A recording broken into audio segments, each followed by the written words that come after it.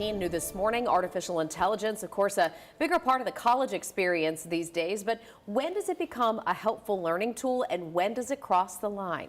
Joining us this morning from Austin Peay State University is the Associate Professor of Literacy, Zachary Barnes. Thank you so much for joining us. We appreciate it. How are students being introduced to AI tools in the classroom, and what is being taught about trying to use these tools responsibly?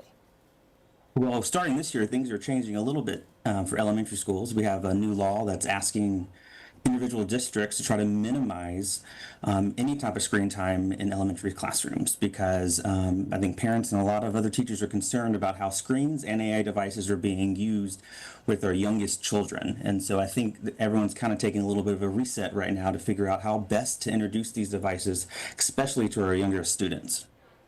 And where do professors draw the line between using AI as a resource and using it in a way that is considered cheating?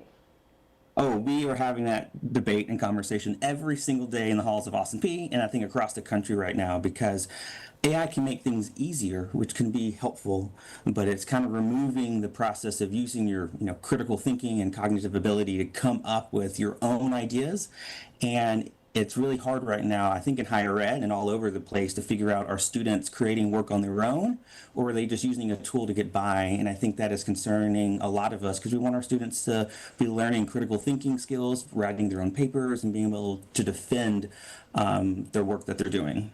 Professor, we know that if you are a professor of literacy there, so I'm assuming that you read a lot of papers that you're asking students to write. And I'm just wondering, have you run into a situation where you've seen a very similar phrase over and over and over again across not just 5 or 6, but maybe 10 or 12 papers?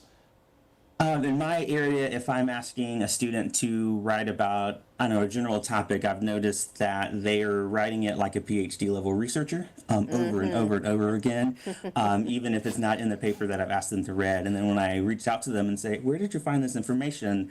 Then they go, oh, I'm sorry, I used the tool. When you're grading 30 to 60 papers at a time, it's so obvious who is writing it on their own and who is using AI. And I don't think students realize how easy it is for us to see that on our side. Fascinating. And what do you do to keep up with the speed at which AI changes? I mean, it feels like it could be nearly impossible to do that, but I'm sure you've got some kind of approach here. Yeah, so the good thing about Austin Peay is that we're having these conversations all the time, and so they are providing us with professional development of kind of keeping our foot on the pedal. Inside the College of Education, we have an AI task force, and they are giving us information because, like you said, every day it's changing. About 16 months ago, I was on parental leave with a new baby, and when I left and came back, I felt like I was in a whole new world because it had just been a few months, and it's hard to keep up, honestly. All right, Professor Zachary Barnes there at Austin Peay State University. And keep in mind, students out there, he's reading and watching here. He's not using AI to grade. He's doing it himself. Thank you, Professor. We appreciate it. Thank you for having me.